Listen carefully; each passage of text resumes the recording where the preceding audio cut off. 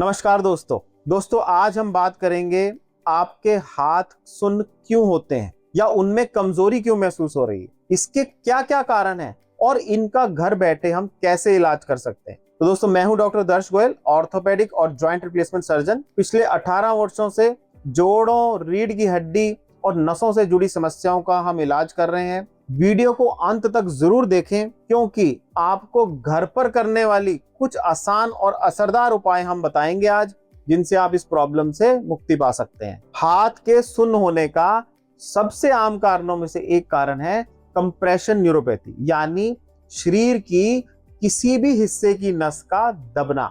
रीढ़ की हड्डी से लेकर हाथ की उंगलियों तक कहीं भी अगर नस दबेगी तो हाथों में झंझनाहट, कमजोरी महसूस होनी है। इसमें सबसे ज्यादा आम बीमारी है कार्पल टनल सिंड्रोम, CTS।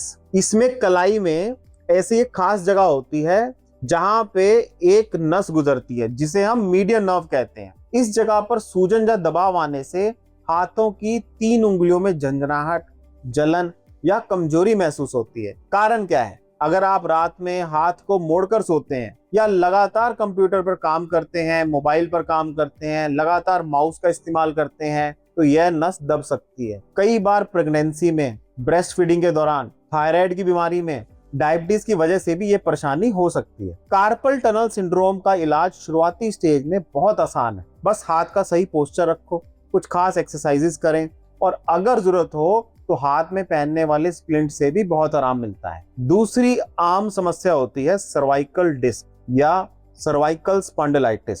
इसमें रीढ़ की गर्दन वाली हड्डियों के बीच की डिस्क में दबाव आ जाता है, वहां से निकलने वाली नसों पर प्रेशर डलता है। इससे हाथों में सुन्नपन आता है, दर्द या कमजोरी महसूस होती है। इसका निवारण MRI से होता है और इलाज में फिजियोथेरेपी, पेन कंट्रोल, विटामिन और सही एक्सरसाइज बहुत जरूरी है। तीसरी एक और महत्वपूर्ण वजह है अल्नर न्यूरोपैथी। यह कोहनी के अंदर की तरफ इस पॉइंट पे एक नस होती है जिसके दबने से रिंग फिंगर और छोटी उंगली में झंझनाहट और दर्द होता है। कई बार कोहनी के पुराने फ्रैक्चर या आदत में हाथ मोड़कर बैठने से भी यह नस दब सकती है। इसका इलाज भी एक्सरसाइज है, विटामिन B12 और जरूरत पड़ने पर इंजेक्शन या सर्जरी भी की जाती है। तो दोस्तों अब बात करते हैं कुछ आसान और घरेलू एक्सरसाइजेस की, जो आप डेली अगर करें तो आप इस प्रॉब्लम से छुटकारा पा सकते हैं। तो पहली है नेक मूवमेंट्स। गर्दन को धीरे धीरे ऊपर नीचे,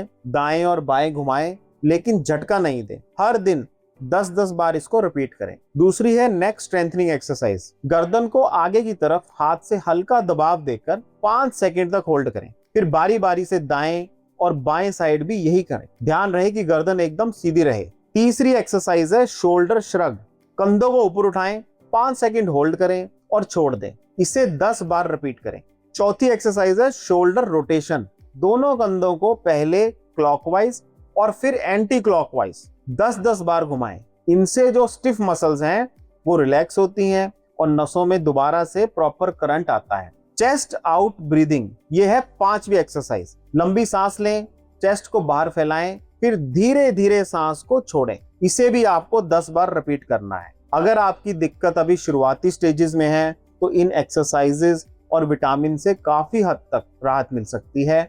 लेकिन अगर दर्द लगातार बना हुआ है, झंझनाहट या कमजोरी बन रही है, तो किसी स्पेशलिस्ट से जरूर मिलें। हम 3 जरूरी टेस्ट करवाते हैं। ब्लड टेस्ट के अंदर हम शुगर, थायराइड और विटामिन B12 की जांच कराते हैं। नर्व कंडक्शन टेस्टिंग करवा सकते हैं और तीसरी है MRI।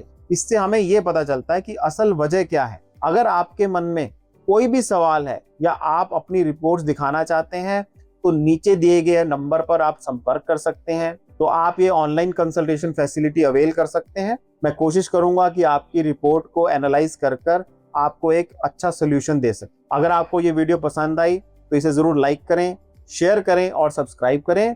धन्यवाद दोस्तों, स्वस्थ रहिए और खुश रहिए।